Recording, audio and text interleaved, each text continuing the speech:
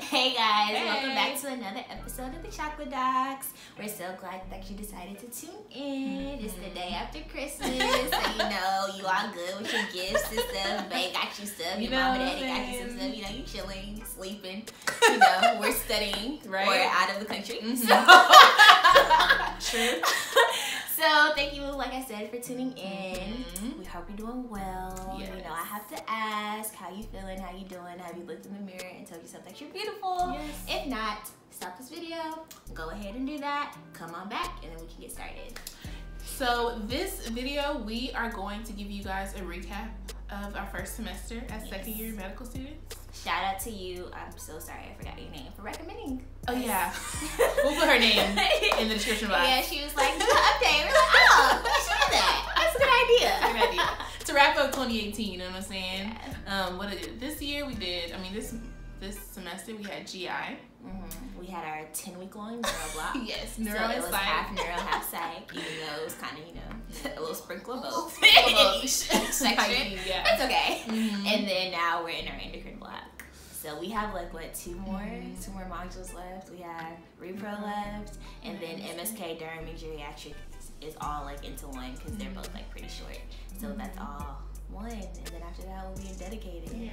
Like, it's scary, guys. Yeah. And dedicated is basically the time that we get allotted to study for STEP, that we don't have to do anything but study for STEP. Yeah. And we get 7 weeks. So yeah. And then after STEP, trying to dip out this country, you feel me? I'm going to Thailand with my best friend. Like, me and my mama gonna do stuff. So that's the plan. Like trying to dip out. Like everybody, like if there's a period of time where our channel goes like MIA, it's gonna be probably during that time. During dedicated, yeah, because y'all we gotta be serious. So you know, you want your girls to do well, okay? Yes. So that way we can come back with a video and be like, oh, 250, right? 260. How do we get a video? How do we get 270? Shout out to Abe. But yeah, shout out to you, Abe, because your girl is watching the videos and we're learning. Yes. Yeah, for all the messengers out there who, you know, need some advice, a male perspective, go to Abe's channel. Like, he's legit. And when we say STEP, I don't know, because I know in undergrad, I didn't know what STEP was. I didn't know actually a lot about the things that we had to do in med school. Me neither. So STEP is like our board exam that we have to take. It's one of 3 that you have to take, or it's one of 3 that you have to take. And so you take the first one after your second year before you go into rotations. For most schools, I guess. I guess schools vary. Some take it after their third year. I mean, during their third year. Like, it just varies on the school that you go to. But basically, you take it after your, like, preclinical years. And it's just a comprehensive exam over everything. It's a big final. Everything. And it's a huge final. And it counts a lot. Yeah. Because, like, depending on what specialties you want to do, depends on what kind of score you need to get, how competitive you are. Like, if you want to do one of the more competitive specialties, like ortho, derm, any type of surgery, like, you need to be getting a high score. Like, you need to aim 250, 240, just so you can, like, claim your spot. Yeah. And that way they can look at your application and you can be competitive. So, yeah, it matters a lot. STEP is, like, a big component of your application when applying to residency, So there's step 1, which we're taking next semester. There's step 2 CK, and there's 2 parts. Step 2 CS, and then step 3. So whenever you hear us say step, we're talking about step 1 until next year. Until next year. Yeah, step 2 has a clinical part, and then it has like a computer part. So yeah. And the one with the patient, right? That was the one. Yeah, that's the clinical. Yeah, they like test you on like your clinical skills, and then they test you over like questions and stuff. So it's 2 parts. But yeah, so when we say step, that's what we mean. And hopefully, like, after step, we can like give you guys like all the tea. We reach our like target score, and we can actually truly share what exactly we did step by step, literally to take step. Yeah. So yeah. She's so corny. So corny. She says I'm corny. Wow. Anyways, this semester for me, overall, it wasn't as bad as I thought it was gonna be. I feel like second semester of first year, so like spring semester this year, was a lot more difficult for me just because we were transitioning into a new organ system and like trying to figure out how to study for that. And yeah, I just feel like it was like a lot more difficult. I don't know why, but the cardio, poem, like it was just a bunch of different stuff during first semester. Or like last semester, that was kind of just like, ooh. Last semester was hard, like she said, because like it's new, because we had to go from foundations to like studying for individual organ systems and modules, so it's different. And the topics last semester were, I guess, a little bit harder since it was like cardio, renal, pulm, a lot of like physiology. And this semester, renal was GI, that was supposed to be easy, but I really didn't care for that. Yeah. And neuro, I actually really like neuro, so I guess that was like my highlight of this semester was neuro and psych, because I did really well and I liked it. So, and for me, I like stuff when I do well. So that was that. And Endo was actually really interesting too. So hopefully, well, we will do well on this exam as well. Yeah.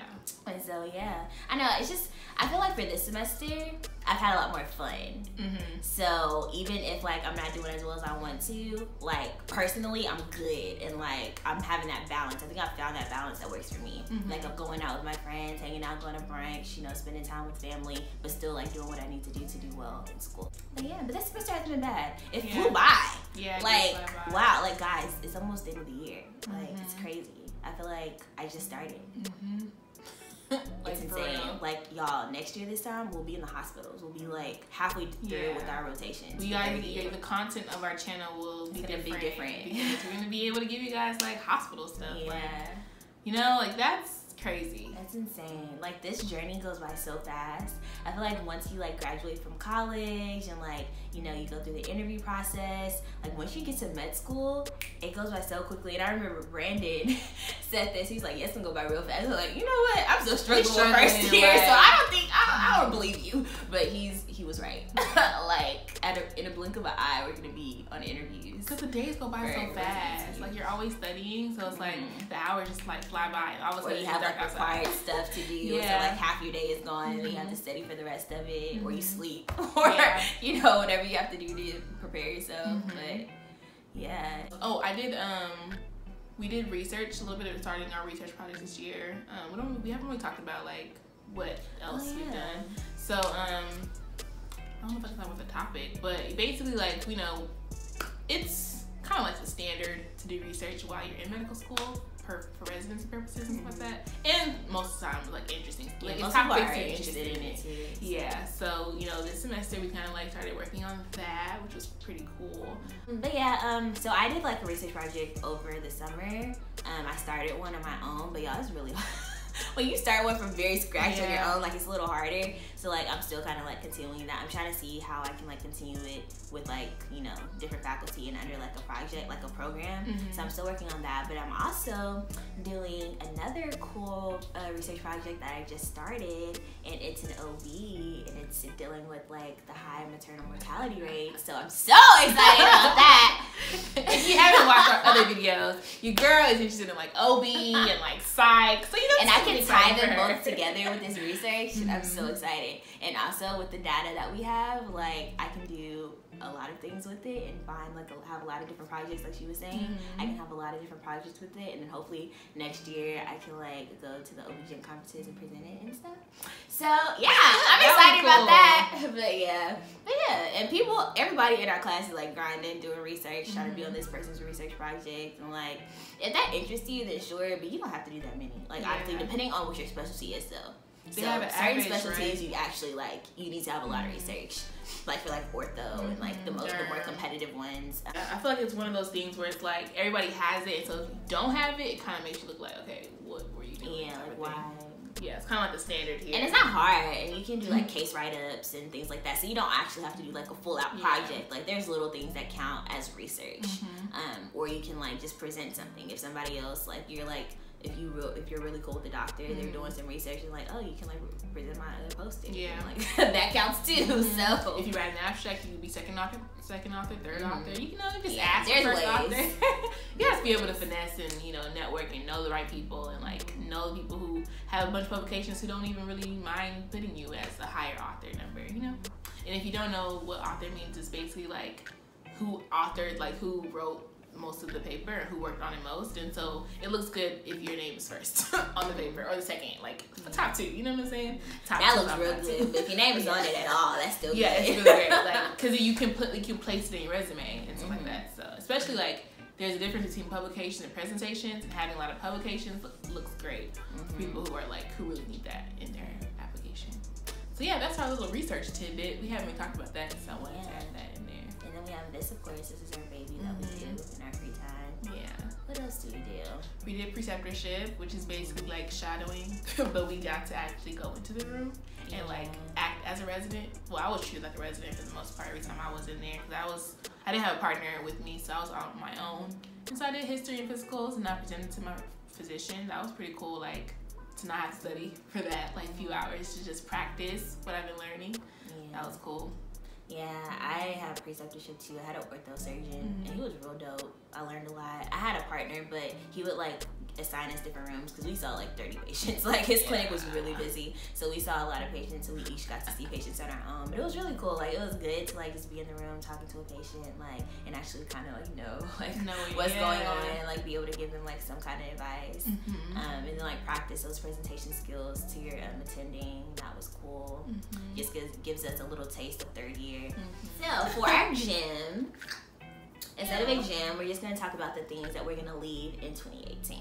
And hopefully you can leave them in 2018 as well. So these could be for you as well. Yeah, for sure. Yeah, so first, procrastination. I am the world's biggest procrastinator.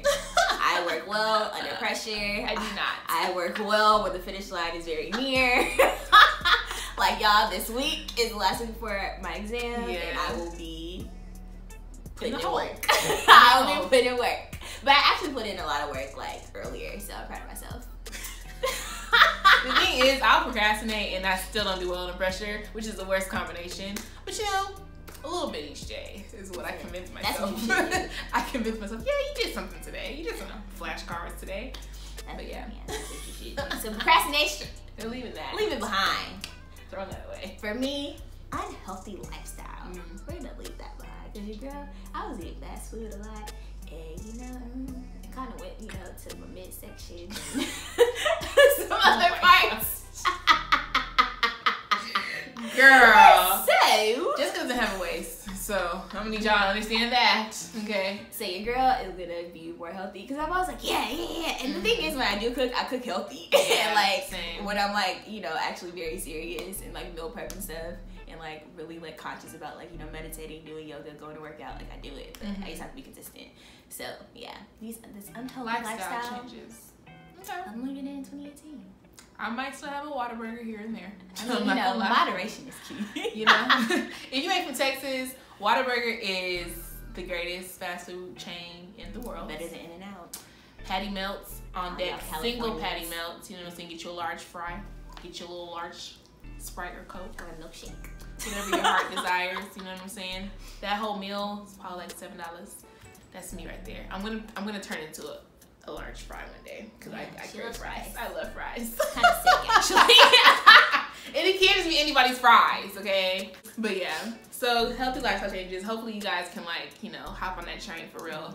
Yeah. It's not even about like, it's not even about like going on a diet. It's more like just being healthy. Just limiting what you are eating that's terrible for you. And that's a form of self-care, y'all. For real. It's not the best. So much better. Most people don't like to do it, but it's like one of the best forms of self-care. What else are we leaving in 2018?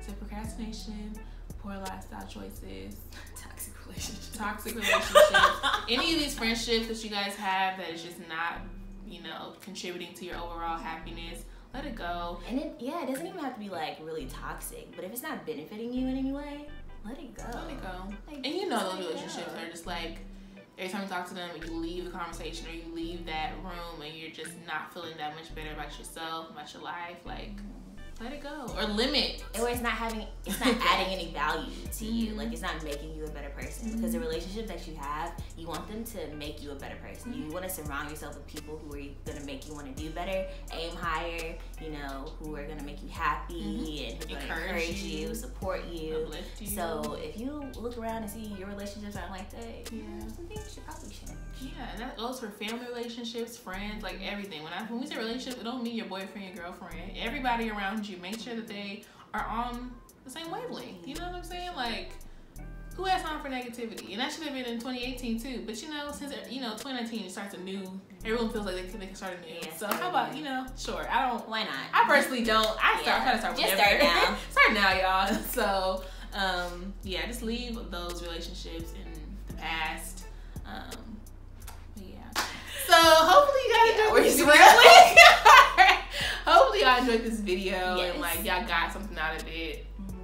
We wanted to share with you guys like how MS2 year was going. Things really went by. We hope you had a very, very, very, very happy and Merry Christmas. Make sure where you were able to share it with your loved ones, with your family.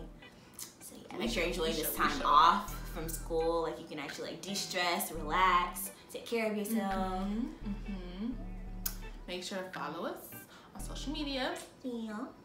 Congratulations to our giveaway winners. Yes, congrats to you guys.